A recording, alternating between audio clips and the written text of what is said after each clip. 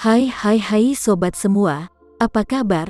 Baik kan? Semoga kalian semua sehat selalu, bahagia selalu dan banyak rezeki. Kali ini Mimin mau melanjutkan cerita dari novel Menantu yang Diremehkan. Semoga cerita ini bisa menghibur kalian semua ya, dan bisa menemani hari-hari kalian semua. Oh iya, jangan lupa bantu like dan komen ya biar Mimin tambah semangat uploadnya. Kalau begitu yuk langsung saja ke ceritanya, cekidot.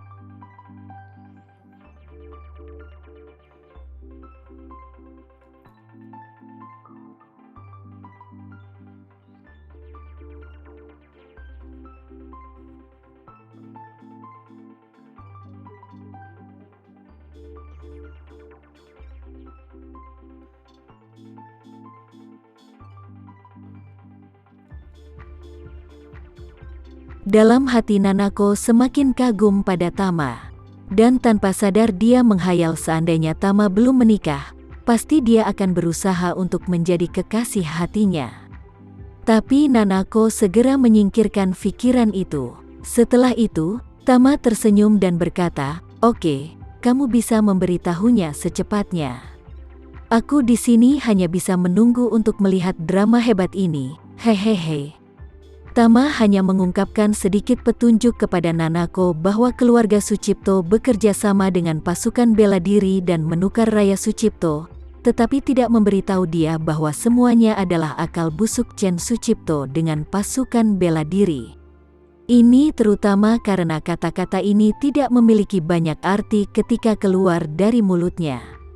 Apalagi semakin banyak petunjuk yang Tama berikan maka semakin mudah mengganggu konsentrasi lawan.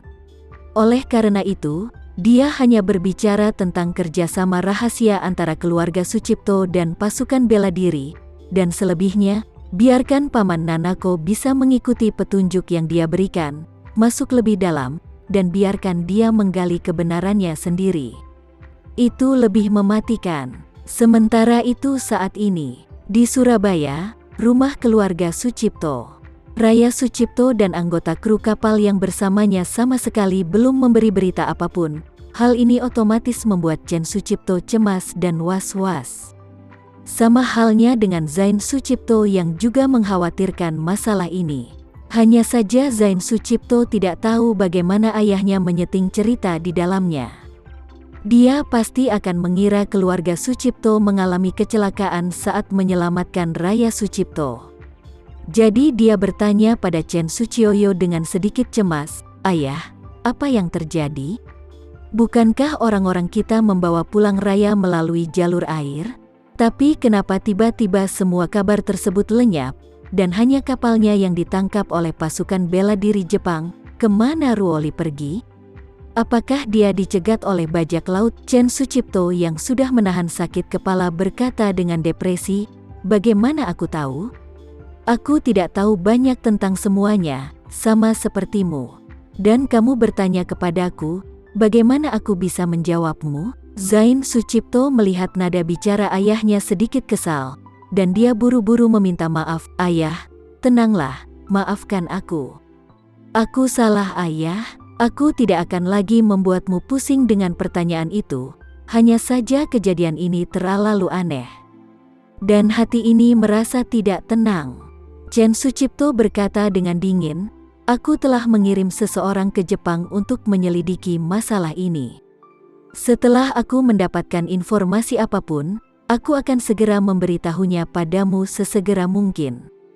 Jadi kamu jangan khawatir. Aku sudah melakukan yang terbaik untuk anakmu." Setelah mendengar itu, Zain Sucipto menghela nafas dengan cemas, dan segera berkata, "Ayah, dengan siapa kamu menjalin komunikasi dengan pasukan bela diri Jepang? Bagaimana kalau kamu memberikan aku informasi nomornya? Aku akan meneleponnya sendiri dan memintanya untuk melihat apakah ada sesuatu yang kami abaikan." Petunjuk sampai akhir. Karena kekhawatirannya yang tinggi pada anaknya, dia berusaha mendapatkan informasi yang tepat. Tapi, begitu Chen Sucipto mendengar ini, dia menjadi kesal, dan berkata pada dirinya sendiri, "Kamu sekarang memintaku memberikan informasi kontaknya? Komandan dari pasukan bela diri Jepang sekarang mengira aku telah bermain dengannya, dan mengejarku untuk memintaku untuk memberinya penjelasan. Dia berkata, "Bukankah keseluruhan rencana ini telah aku rencanakan, dan semua menjadi jelas bagi dunia?" Memikirkan hal ini, dia berkata dengan wajah hitam, "Aku sudah bilang ya, aku telah mengirim seseorang untuk menyelidikinya, dan informasi akan dikirimkan kepadamu sesegera mungkin. Apakah kamu masih mau protes tentang pengaturanku?" Melihat ayahnya sedikit marah, Zain Sucipto buru-buru berdiri, membungkuk dan berkata, "Ayah, tenangkan amarahmu. Aku tidak bermaksud begitu. Aku hanya mengkhawatirkan Raya. Bagaimanapun, Raya Sucipto adalah darah dagingku. Hidup dan kematiannya tidak diketahui, keberadaannya tidak diketahui. Aku benar-benar terlalu cemas dibuatnya." Kakek tua Chen Sucipto memandangnya dengan dingin, dan berkata-kata demi kata, "Dengan berdiam diri itu saja sudah cukup membantu. Kamu harus belajar memiliki hati yang kuat. Kamu harus tegar sebelum melakukan sebuah rencana besar. Dan lenyapnya seorang anak haram bisa membuatmu panik seperti ini? Terus, jika aku meninggal, bisakah kamu tetap mengelola keluarga Sucipto?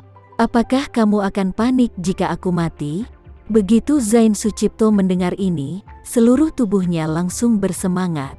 Dia bergumam di dalam hatinya, "Kakek tua itu mulai meragukan hati dan kemampuanku.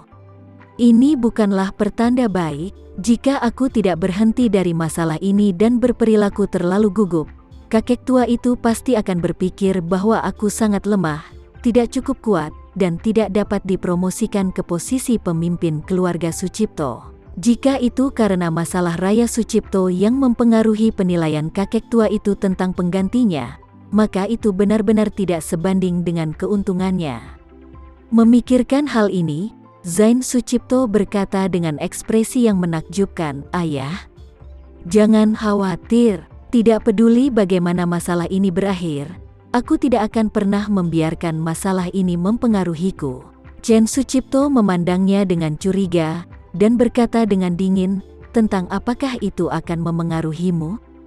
Bukan mulutmu sendiri yang memiliki keputusan akhir, tapi mata tuaku yang akan memutuskan." Zain Sucipto buru-buru berkata, "Ayah, kamu benar. Aku akan menunjukkan kepadamu dengan tindakan yang sesuai." Mendengar itu, Chen Sucipto bersenandung dan melambaikan tangannya, "Oke, sekarang kamu bisa keluar. Aku sedang ingin sendirian." Zain Sucipto dengan hormat berkata, "Baiklah ayah, aku akan keluar sekarang. Jika ada sesuatu informasi, segeralah beritahu Aju ayah." Chen Sucipto dengan dingin mengingatkan, "Jika Raya Sucipto masih hidup, maka aku yakin dia akan menghubungimu. Jika dia menghubungimu, kamu harus memberitahu aku secepat mungkin." Zain Sucipto berkata tanpa ragu-ragu, "Ayah, jangan khawatir. Jika Raya menghubungiku, aku akan segera melapor kepadamu secepat mungkin." Kakek tua Chen Sucipto bersenandung dan melambaikan tangannya, "Oke, pergilah." Zain Sucipto dengan cepat berbalik dan buru-buru meninggalkan ruang kerja kakek tua Chen Sucipto. Saat ini, punggung Zain Sucipto sudah basah oleh keringat dingin. Setelah sekian lama tinggal di keluarga kaya, dia semakin merasa bahwa keluarga kaya tidak berbeda dengan kerajaan kuno. Penguasa dari keluarga kaya adalah penguasa ke-95 kuno, dan pewarisnya adalah pangeran di bawah. Meskipun dia telah ditunjuk oleh lelaki tua itu sebagai pewaris tahta, yang akan mewarisi keluarga Sucipto di masa depan, Zain Sucipto itu masih memegang kekuasaan, dan dia harus selalu berhati-hati seperti berjalan di atas es tipis. Jika tidak, kemungkinan besar dia tidak mengucapkan sepatah kata pun dan membuatnya marah, dan kemudian dia dipecat tanpa ampun. Ada begitu banyak pangeran yang digulingkan karena perkataan dan perilaku mereka terhadap rajanya di zaman kuno. Zain Sucipto juga khawatir jika dia menyebabkan ketidakpuasan pada kakek tua itu karena urusan Raya Sucipto, dan jika kakek tua itu menghapuskan dirinya sendiri, kerugiannya akan sangat berat, dan sebagian besar upaya hidupnya akan sia-sia begitu saja. Memikirkan hal ini, Zain Sucipto memutuskan bahwa mengenai Raya Sucipto, dia harus mengendalikan emosinya sebanyak mungkin di depan lelaki tua itu, dan tidak boleh membiarkan lelaki tua itu memiliki perasaan tidak puas padanya. Anak perempuan itu penting, tetapi posisi pewaris tahta keluarga Sucipto bahkan lebih penting. Terlebih lagi, anak perempuan ini masih merupakan anak haramnya yang dia sembunyikan dari publik. Di sini, kakek tua Sucipto dengan tegas mengancam Zain Sucipto karena sikap Zain yang menyebalkan.